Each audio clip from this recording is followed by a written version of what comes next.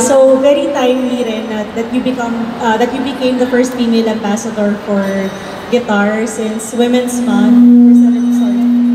We're celebrating Women's Month. So I just want to know what message can you give to all the women out there who haven't been able to break through or break out of their shell.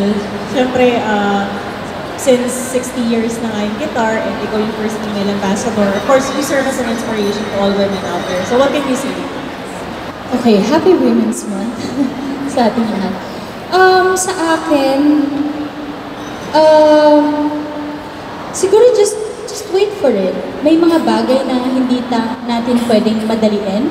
Pero pag naramdaman mo na yun na it's your time to shine, it's your time to shine, di ba? At ako sa mga ginagawa, for example, sa akin, yung mga ginagawa ko naman dati, hindi ako ganun ka-confident. Hindi ko alam kung tama yung path na pinupuntahan ko. But in the end, at the end of the day, ang makakasagot kasi nun, sarili ko. Like, tinanong ko yung sarili ko, anong direction yung gusto kong puntahan, happy pa ako sa direction na to o hindi, ganon. So, sa akin, bilang isang babae, dapat alam mo mismo kung anong magbibigay saya sa'yo at ano ang makakapagpalabas ng confidence mo. Yun, ikaw ang sasagot ng lahat ng yun.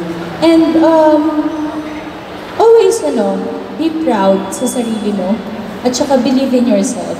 Kasi tayong lahat, hindi man babae o lalaki, tayong lahat naman, may kanya-kanya tayong strength. So, dapat malaman mo kung ano yun at kakapitan mo yun. Kasi isa yun sa mga magpapadipay sa'yo bilang isang tao. Thank you, Ismael. Thank you, Ellen. Next question is from Kate Adihar. Hi, Maha. Hello. Is there a chance na mag-collaborate ka with guitar for your own life?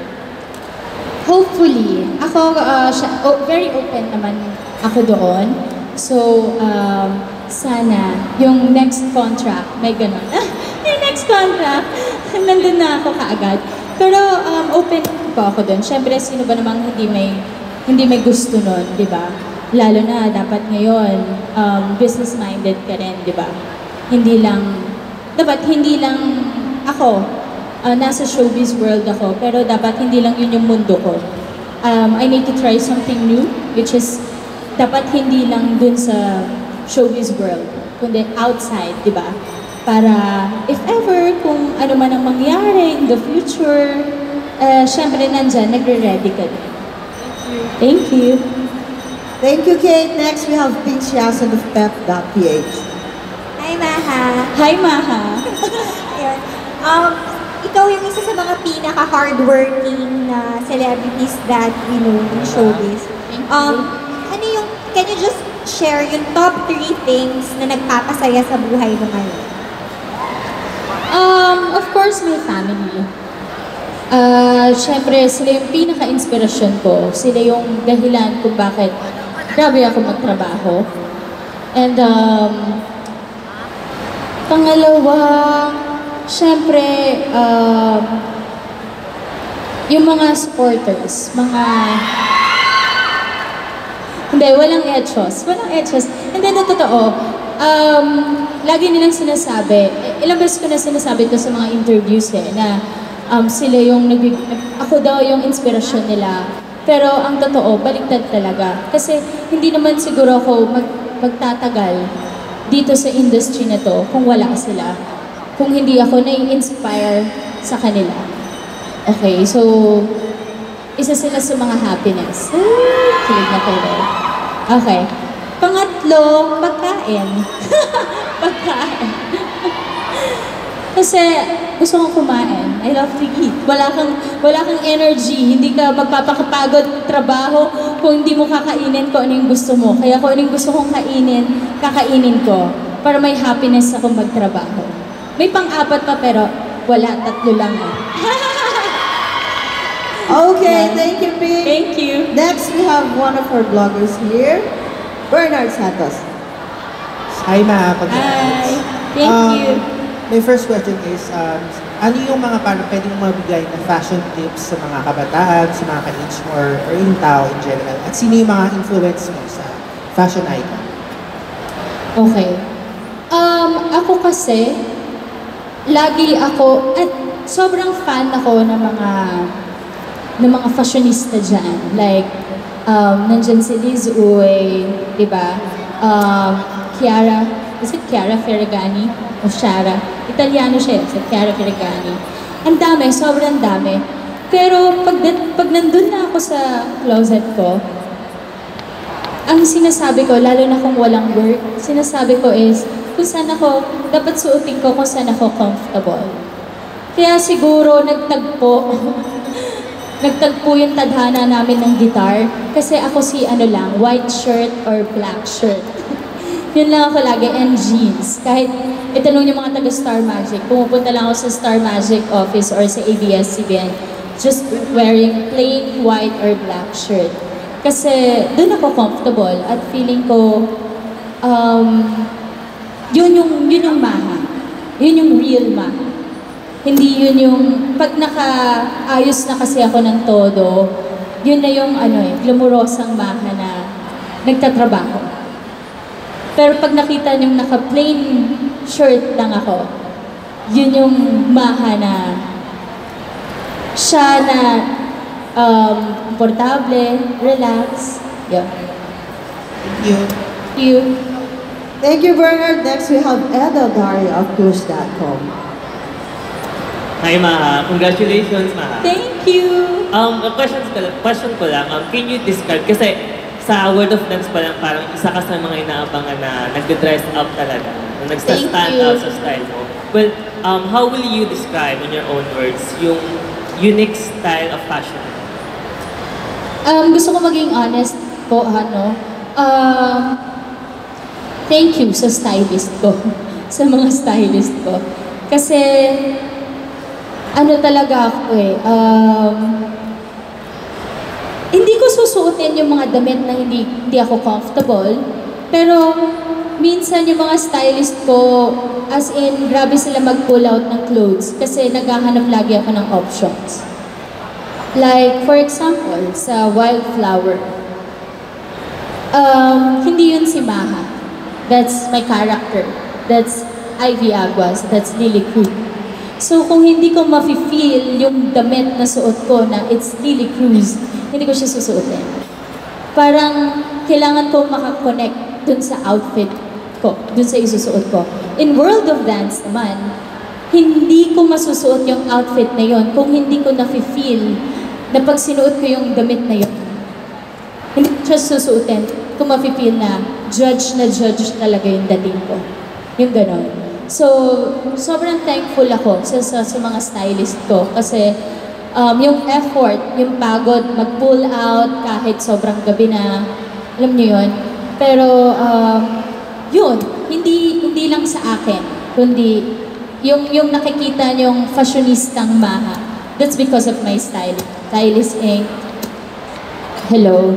Stylist Inc. Sasabihin ko na lahat na nag-style sa akin, Adrian Concepcion and Kat Sobrevega. I'm very thankful with them. Pero kung ako, makikita mo lang ako sa mall, promise, naka-white shirt lang ako or black shirt. Yun. Alright, thank you so Thank much. you. Thank you, Edo. Next, we have JC Santos. JC Santos. Sorry, JC Salud. Ay, salud. O, di ba? Kasi artista kasi yung JC Santos, Ate Tess. Ano ka ba? Okay. Okay, first congrats. Okay lang yan. Paano mo i-relate sa personal mo or sa character mo yung brand mantra na design for comfort driven by quality? Again, sorry, nawawala po kasi. Sorry. Paano mo i-relate sa personal character mo yung brand mantra na design for comfort driven by quality? Okay. Sir, gusto mo bang sagutin din yun? Ako naman kasi, siguro, isa sa mga reason kung bakit ako naging guitar endorser hindi sila tatagal ng 60 years kung hindi quality yung product nila. Okay? Yung comfort na sinasabi mo is hindi tatagal ng 60 years kung hindi comfortable yung product na meron ng guitar. And bakit kami nagtagpo ng tadhana? Dahil pares kami ng hinahanap. Comfort and quality. Kaya naman, ako and my guitar family ay match na match. Yun po. Thank you. Thank you, JC Salud. Next! Sure ka na sa Sure na surname? ako. Okay. Ano kung joke kasi yun sa kanya eh. Anyway, last but not the least, Tony, we have here Ray Kumaloy. Hi, Mads! Congratulations! Thank you. Oo, nakita ko Uy, na naman. salamat sa pagpunta naman. Of course, para sa'yo, di ba? Yes, thank you. Anyways, Mahal, yung parang naisip ko lang na parang women empowerment ang pagsusot ng jeans. Yes. Kasi di ba dati, ang mga babae lang, ang mga lalaki lang ang pwedeng magsuot ng mga panahon.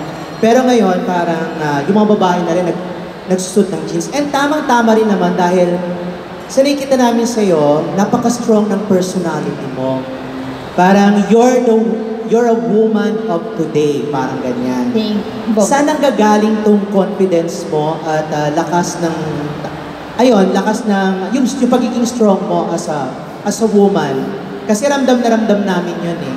Meron mong pinagdaanan before para parang maging Lily Cruz ka in real life?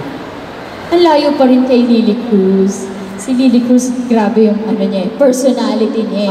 Parang, di ba nga, isa na siya sa mga kapagpatumba kay Thanos. Just.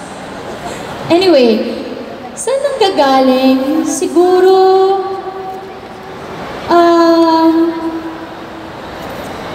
may kinalaman yan sa mga experiences sa buhay po. May nang-api ba sa'yo before? No, Nangapak ba sa'yo? Ganyan. Siguro, Na-deprive ka ba ng siguro nandun ako sa taga-Apari ako dati. Isang batang taga-Apari na nagpunta ng Manila. And then, hinanap yung tatay. Hindi, kumbaga yung estado ng buhay, simple lang. Okay, nakikitira. Batang madaming pangarap. And yung journey ko sa pag-abot ng pangarap is like ibang tao na hindi ganun kadali para makuha kung ano yung pangarap. Ang daming pagdadaanan. But andun yung, kaya siguro nakikita nyo na ang strong ng personality ko. Dahil sa bawat pagsubok ko na dumadating sa akin, hindi ako nag-give up. Dahil din siguro sa support na meron ako. Support ng fans, ng family, ng mga tao na pumapaligid sa akin. Yun po yung, dun po siguro ko nabuo na yung pagkababae ko talagang madami mang pinagdaanan, pero kahit anong mangyari, huwag kang mag-give up. Basta, trust God dahil ibibigay niya ako ano yung dapat sa'yo. At matititra yung mga taong dapat lang matira para sa'yo. Yung mga hindi, it's okay. Kasi naging parte sila ng buhay mo, hindi para saktan ka, kundi lesson yun. And then, just need to move on. And then, just don't give up. Continue. After mo ma-achieve yung dream mo, make another dream, make another goals. Huwag hihinto. Because alam mo na your family, your supporters, and God ay nandiyan lang sa tabi. Yun po siguro. Kabilang ba yung isa na, after 9 years, Naipasok. it's in the Instagram. Medyo naging proud ka naman ngayon, di ba? Na i-share ulit kung ano man ang meron ka sa iyong makulay na. Alam niyo naman ako,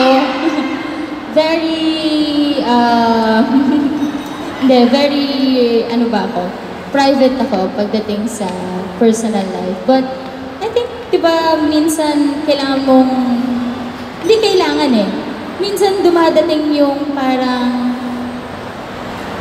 pag na-feel mo to share your happiness, you will share it eh. So, wala. That time, I'm happy and I want to share it. So, na-share ko. So siya nagbigay ng happiness mo. At yung kakayahan mong mag-share ulit. Isa siya. Thank you much. Congratulations. Thank you. Kay Sir Arnold naman. Alam ko pagdating sa ang Star Magic, pagdating sa pagpili ng mga products para doon sa kanilang mga contract star, mabusisi. Hindi ka ba dumaan sa butas ng karayong? Ano yung mga requests and demands nila when it comes to, nung in-offer mo nilatag mo itong offer mo sa kanila? Basically, nakatulong yung brand na si Baha, kilala yung brand namin ever since she was young, ginagamit niya yung brand namin. So, di kami nahirapan. And, of course, nagkaroon ng collaboration with Baha, kung ano yung mga dapat or kung ano yung isuot. So, di naman mahirap kausap si Baha. Nailusot ko naman. Si Tony ba? Tony, kailan ba siya magiging endorser? Kasi meron ka ng singer, wala ka pang DJ, di ba? Inaantay ko nga eh. Pwede na. Pwede na. Pinag-aandaan mo dahil Narampa na ako, kasama ni Kaloy sa likod. Underwear na kami. Thank you, Sir Arnold. Thank you. Any message pa dun sa mga... Ako, Ganon. Sa mga supporters mo na nandito, tapos yung mga pumapalo, at naiintindihan ko kung ano man ang meron ka ngayon at natutuwa sa mga blessings na natatanggap mo ngayon, maging sa Love Life. Ano ba? Thank you!